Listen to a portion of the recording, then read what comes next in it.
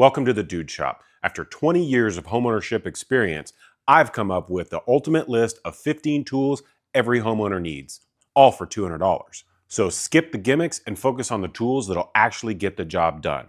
Stick around and I'll share some pro tips, features, and why you need every one of these tools. Let's get to it.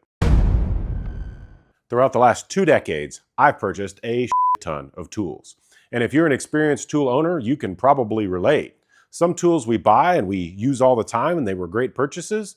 Others we thought we would need and we really don't actually use them. Let me know if you've had a buyer's remorse experience and comment in the section below to help out the noobs. That way they can avoid the drawer full of misfit toys. The most wonderful day of the year. So where do we find these necessary tools for homeowners? From none other than Harbor Freight. Now, before you tool snobs cast judgment, I am not a Harbor Freight diehard, and no, they're not sponsoring this video. But I do admit there is a time and a place for these tools. And for basic DIY or homeowner tools, you really can't beat the price and relative quality for smaller projects. Just keep your receipt, they're kind of anal about that. Let's get to the countdown. Starting at number 15, the Pittsburgh brand Long Reach Hex Key Set, both SAE and metric, also called an Allen wrench. Who is Allen? I have no idea, but I do know this. When you lose the freebies that came with the IKEA furniture, these will save you from sleeping on the floor like an animal when it's time to put that bed together.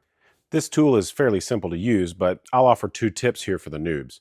Pro tip number 1, use leverage to your benefit. Put the short end in your hand when you need low torque but higher speed, like when you're just starting to thread a screw and then can move through the threads pretty quickly. Put the long side in your hand and you instantly convert those fingertips into a mighty torque machine.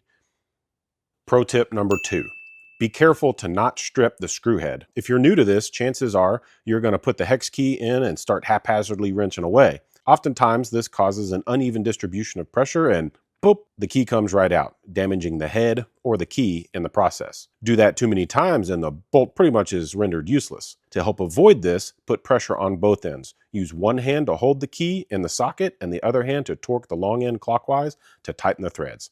See? Piece of cake. Who knew? Number 14, the Voyager brand 15-inch tool bag. A tool bag can be a real time saver. Let's pretend you're working on a honey-do list and you bring all the tools you think you need, but invariably you end up needing a different tool than you first thought. Well, the tool bag can save you time because if you have all the necessary tools right at your fingertips, you can limit the number of times we keep running back and forth to the garage in that ever-embarrassing walk of shame. The tool bag has plenty of pockets on the sides for those frequently used tools. Zip this thing open and you have even more storage for things you need. Don't get too carried away though. It gets cluttered quickly. I can never find anything in here. Number 13, the Bauer 20-volt cordless 3-speed impact driver. Now, this is the most expensive tool on the whole list, but for $70, I don't think you could buy a more efficient and versatile tool for doing projects. This 3-speed impact driver can do it all. Drill holes, drive screws, and hammer down on lag bolts, assuming you have the right accessories. The uses are pretty endless. From the new homeowner's perspective, let's say you just got a brand new 60-inch flat screen TV and the wife wants it on the wall. You've never done this before, and it could easily be put on a table or a mantle or even entertainment center, but the wife wants it on the wall. Choose your battles here, buddy. I've been married for about 18 years, and when the wife says she wants it on the wall, it's not worth the argument. Just put it on the wall. This impact driver will allow you to drill a hole right into the studs and then turn right around and drive a lag bolt into that same hole, securing the TV mount to the drywall and studs. Don't try drywall anchors for something this big. It generally does not turn out very well. And just so you technical experts out there don't get too spun up, disclaimer alert. Technically, you're not supposed to use non-impact rated drill bits and sockets on an impact driver, but I've been doing it that way for 25 years. And I've yet to have any of it explode, and I'm still alive today. And yes, I realize I'm taking my life into my own hands when I do that, but that's a risk I'm willing to take. Number 12, the Hex Shank Phillips bit set. This small pack of Phillips bits can last for years, if used correctly. How do you do that exactly? Well, the trick is to keep it firmly pressed into the slot and don't let it slip out. That's what she said. If you do it wrong, the only thing you'll have to show for all that hard work is a pile of metal shavings and a hollowed out screw head, neither of which are very useful. Another thing that's probably important to note is the fact that most impact drivers can reach between 90 and 100 decibels, which, if exposed to for extended periods of time, can cause permanent hearing damage. I try and use earphones or headphones when possible. Number 11, the titanium hex shank 13-piece drill bit set. These drill bits come in multiple sizes, measured in fractions of an inch. A practical use example would be drilling into 2x4 studs so that you can hang that 60-inch flat screen TV we already talked about. These bits seem pretty straightforward, but I'm going to offer 2 pro tips that I see a lot of noobs struggle with. Pro tip number 1, keeping the bit centered is critical to achieving the desired outcome. I'm from Texas, and growing up we call this hole wallered out, which isn't a good thing. That's true in more ways than one. Pro tip number 2, select the bit size based on the shaft diameter without accounting for the threads. Here's what I mean. The diameter of the screw should be sized pretty close to the diameter of the drill bit. If you go too large with the drill bit size, the thread of the screws won't catch. If you go too small, you run the risk of splitting the wood, and now you're really screwed, literally. Number 10, the Franklin Sensors M10 Stud Finder. The purpose of this tool is to find studs. If you want a lame dad joke, try this with your kids. My wife always said I was a stud. Nailed it! Most wood studs in modern builds are set to what framers call 16 inches on center. That's just contractor lingo that means each wooden stud faces like this and then is usually covered with a sheet of drywall. Each stud is spaced 16 inches apart, measured center to center. The reason you should be concerned with the center part is because that's where you'll get the strength for hanging heavier objects. There are exceptions to the 16-inch rule, but in general, that's how most modern homes are built in the United States today. To use it, the stud finder will either beep or turn a different color when it detects the wood on the other side of the drywall. That makes it easy to make your first mark when it starts beeping or changes colors, and another mark when it stops beeping or changes colors again. The portion between those 2 marks is your stud. Number 9, the Pittsburgh 3/8-inch drive SAE and metric socket set. The socket set, or ratchet set as some call it, is used to tighten hex bolts or nuts in all sorts of scenarios. Lag bolts to hold the TV mount, nuts on a machine screw for a bed frame, putting the legs on your dining room table. I've used a small socket set like this for all of those things. The neat thing about the socket set is the ratchet itself. When I turn the ratchet to rotate the socket clockwise, it tightens the nut. When I flip the switch here, it reverses the gears, and now I can go counterclockwise and loosen the nut. You've probably heard the term righty-tighty, lefty-loosey. Same principle here, but the ratchet system allows me to work at a little faster without lifting up the wrench, repositioning it, and then cranking again. Number 8, 7-inch straight pattern snips. About 18 years ago, I bought my first pair of snips like this. We were pretty broke at the time, and so my wife was all up in arms about me buying a dumb tool I'd never used. Over the years, though, I found myself using this tool for so many things. Cutting wire, sheet metal, zip ties, pallet banding, vinyl tiles, the list goes on. They work a lot like scissors, and I'm confident you'll find a use for them in your home. 18 years later, and my wife finally admits it was a good buy. We're just over halfway through my list of 15 starter tools every homeowner needs. But before we continue, I wanted to share some information about my upcoming giveaway. When my channel hits 5,000 subscribers, which isn't going to take long, I'm going to do a $500 giveaway in the form of a gift card. That way you can buy whatever tools you want. I'll just ship it to you. Sound cool and you want in? Well, subscribe to the channel and turn on notifications. That way you get notified when I do the giveaway, because I don't want you to miss out on $500. Now back to the video. Number 7, the Pittsburgh 3-piece adjustable wrench set. A lot of folks refer to this style of wrench as a crescent wrench because the Crescent Tool Company was the original inventor of such a revolutionary concept all the way back in 1907. Lots of different companies manufacture this tool now, but the crescent wrench name lives on. The beauty of this tool is in its name, adjustable.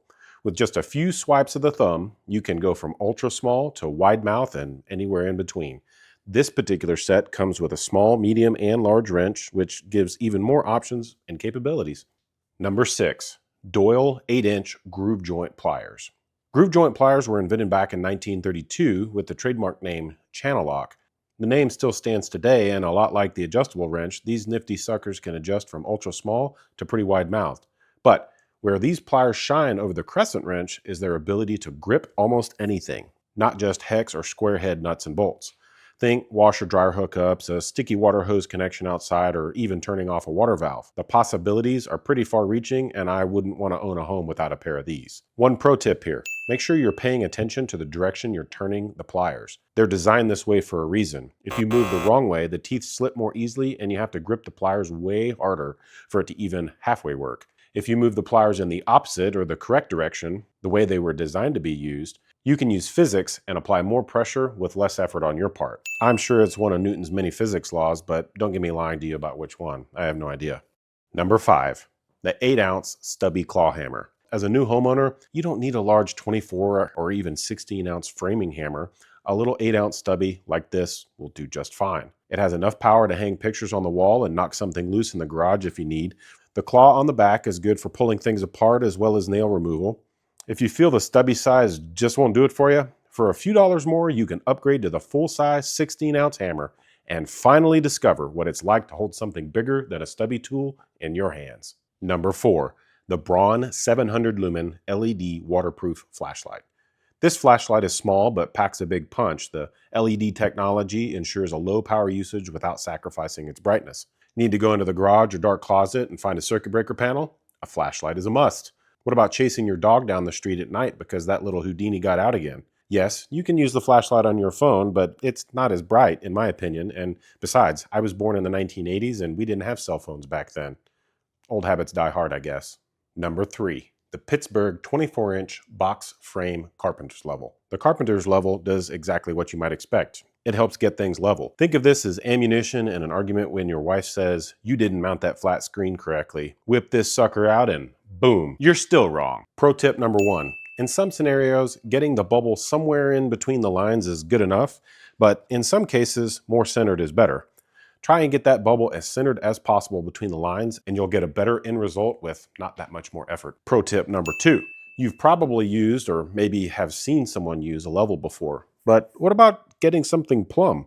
We're not talking about a juicy piece of fruit here. Getting something plumb means you're getting something level but in the vertical plane as opposed to the horizontal plane. That's what this bubble is right here. Adjust your object in the vertical plane until the bubble is right in the middle.